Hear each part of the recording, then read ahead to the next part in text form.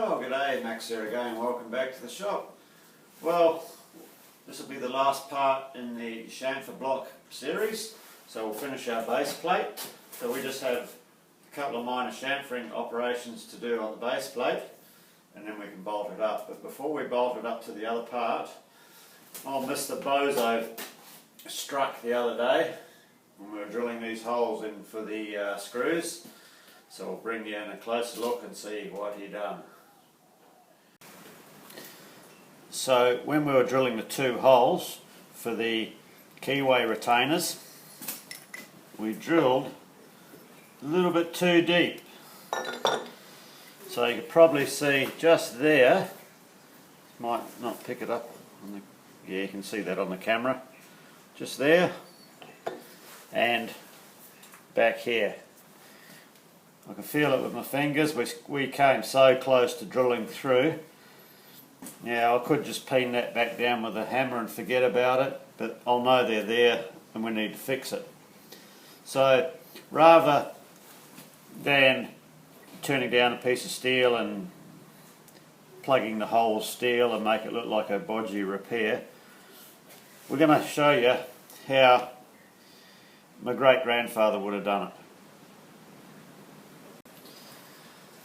So I have here an old scribing block. Now my great-grandfather made this one up. He's got his initials stamped in there, WG down there. Now, I don't know if Mr Bozo was around in his time many years ago, but there happens to be a hole in the base of this which didn't really need to be there. Whether it was in the piece of scrap material or whatever this was made out of, who knows. What he's done is he's put a brass plug in it. So instead of trying to hide it with a steel plug, the brass plug makes it a bit of a feature. So we're going to do the same thing here with our two little divots there, and I think it will look better than trying to put a steel plug in and trying to hide it. And if I leave it, I'll just get frustrated that they're there. So just do it properly and make it look the part.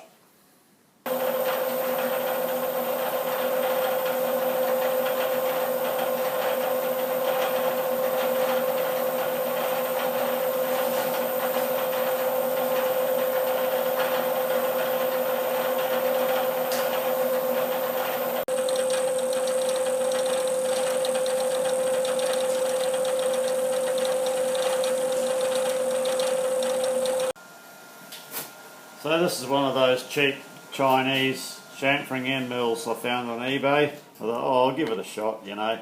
But Germany quality end mill. You'd think they'd at least be able to get the translation right, wouldn't you? So we're just going to chamfer our slots now. So once again, as with these, it's just eyeballing it all in. There's no real accuracy or anything like that. Just if it looks right, it is right.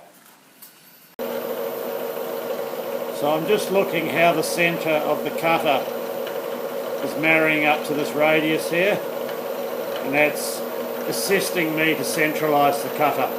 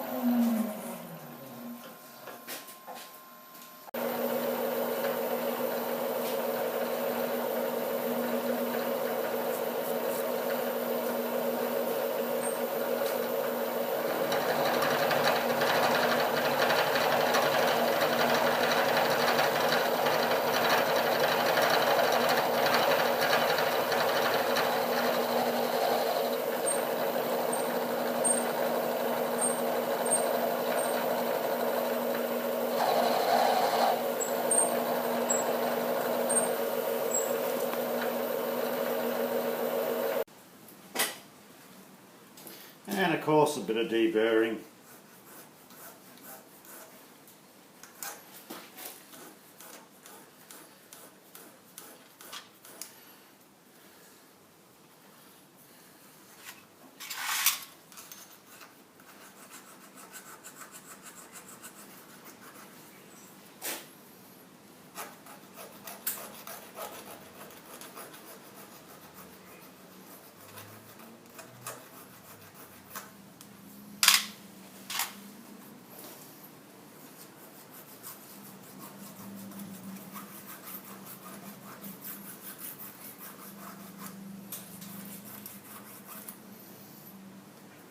Just gets all those sharp edges off.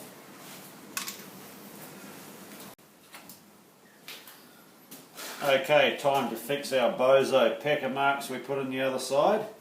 So we'll drill through our holes and then we'll make up a plug.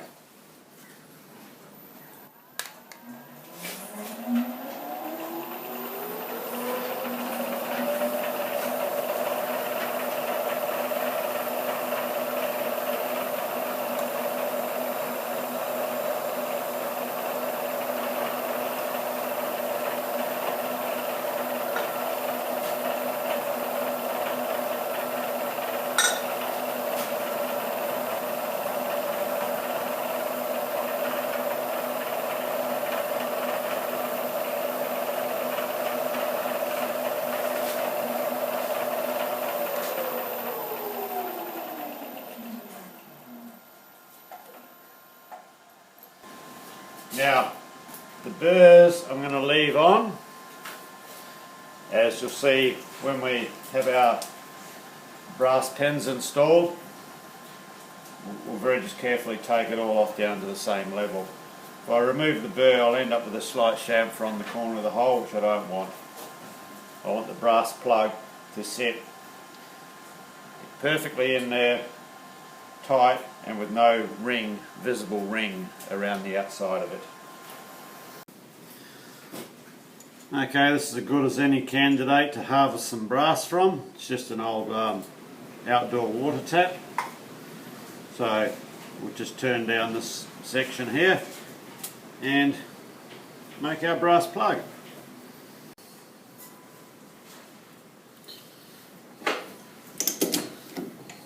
I don't know how you guys are finding it, but some days, especially noticing it today, this LED lighting, it's been very reflective.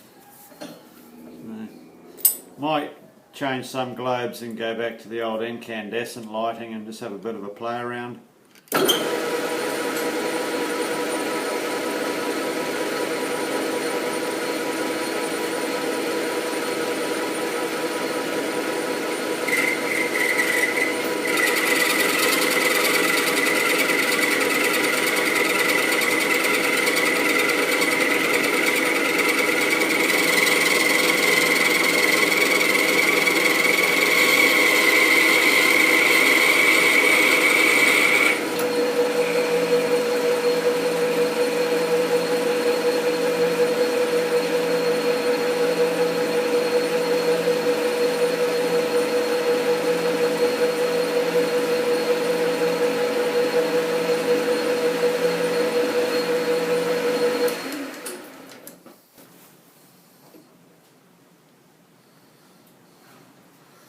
Okay, so that's 12 thou up.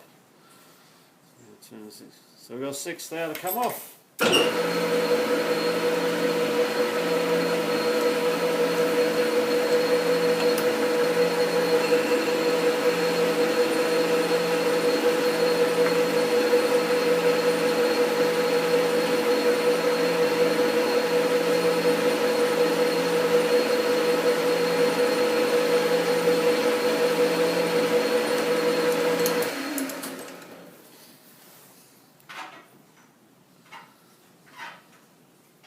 Yep, it's where we want to be.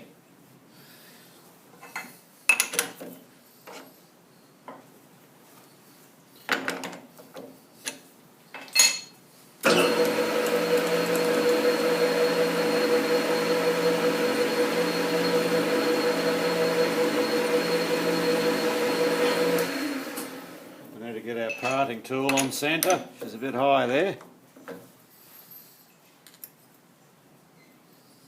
Still a bit high. Still a bit high.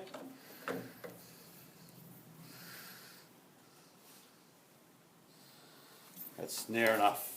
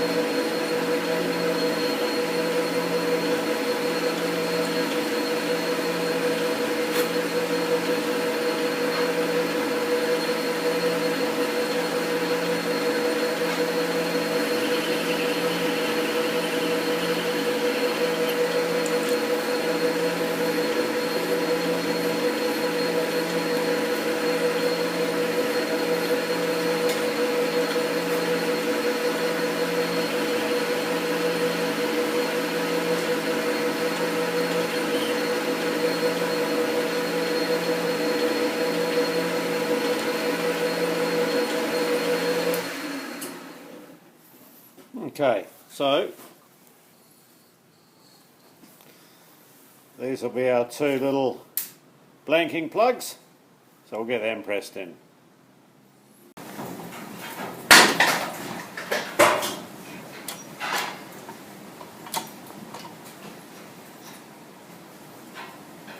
Just straighten that one up a bit.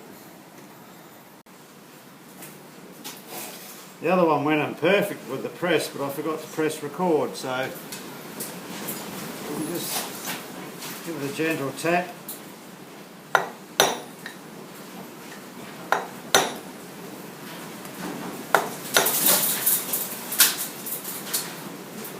Looks like we're there.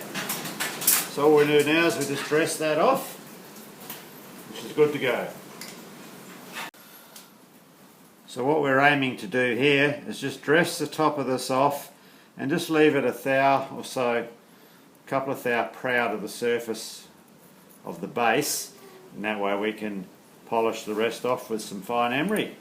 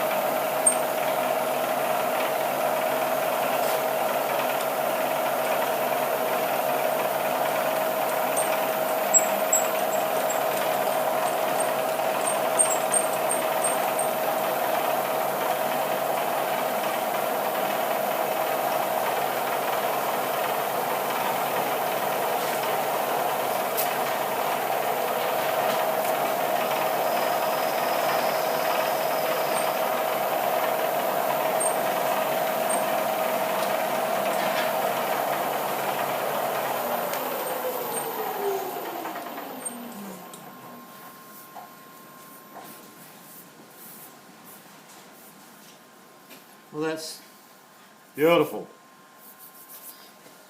We'll bring you up a bit closer.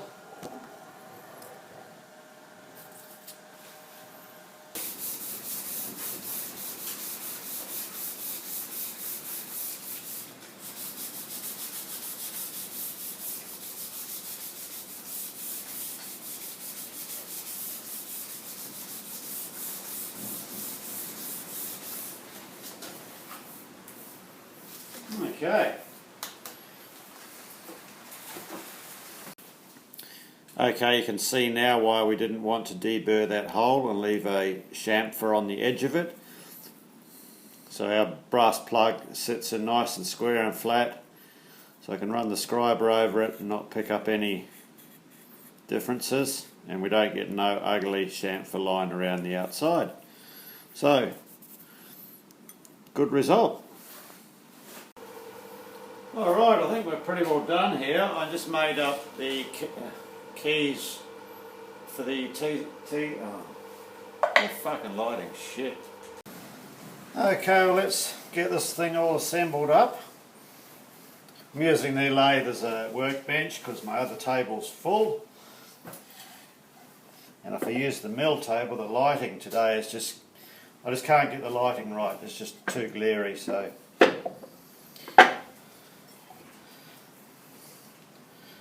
That goes that way, so that goes that way. This will go this way.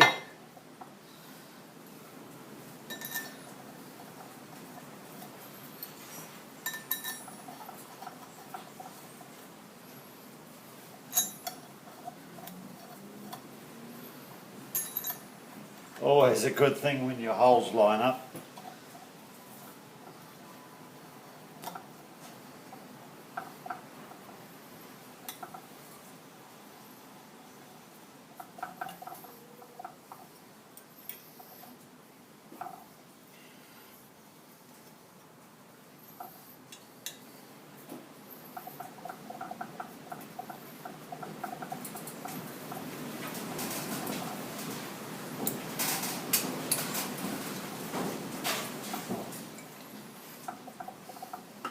So our locating keys,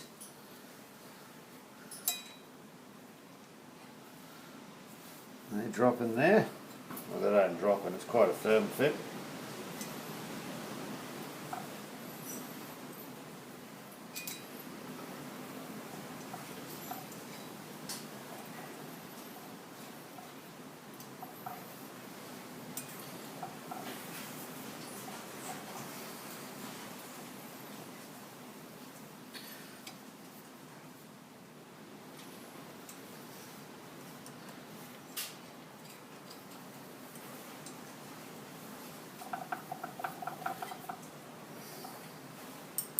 So they'll give us positive location on the T-slots on the grinder. We have our relief, because it's such a large surface here, we don't want any distortion or anything like that. We don't want it affecting the grinder table, because this steel does move when you machine it. So, and there we have it. Let's set it on the grinder, we'll see how it fits.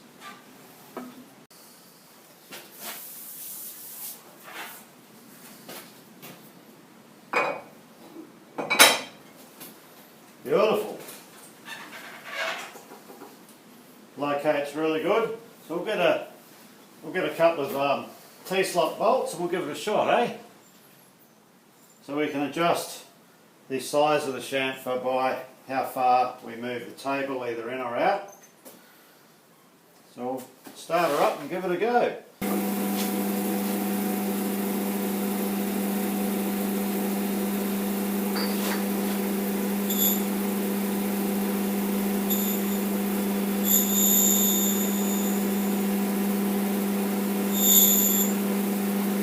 can adjust our depth in, the treble.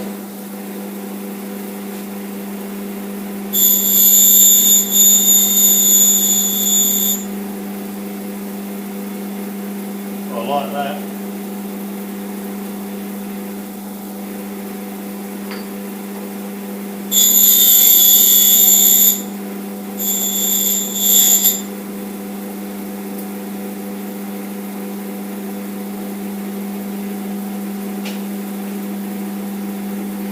probably pretty hard to pick that up. So I'm really struggling with light today. We've got bad weather outside, so I've had to keep the doors shut. But that's a nice chamfer that. That's really good. I'm really happy with that.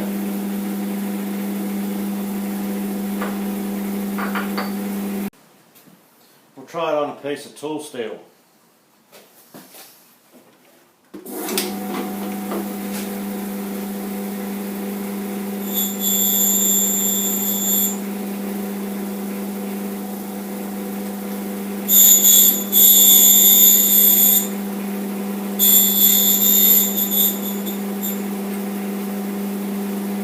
Nice.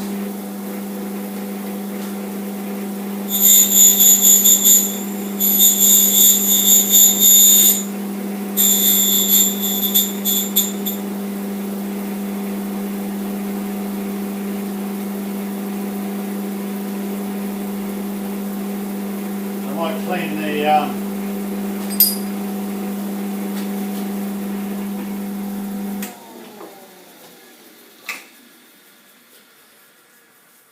I'll clean that marking glue off because I think it's getting a bit grippy. I'll just give that a slight polish off and we'll try it again. But okay, we cleaned off the Sharpie marker blue because I felt it was just a bit grippy. So we'll give it another shot with a piece of tool steel. Wind her into the just contacts.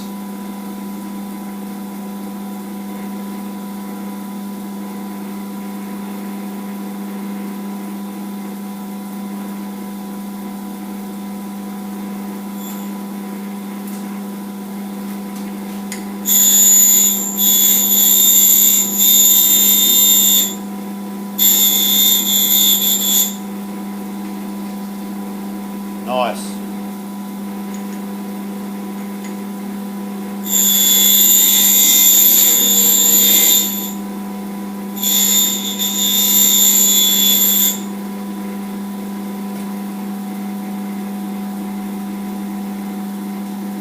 That's very nice. There's no burrs or nothing on that.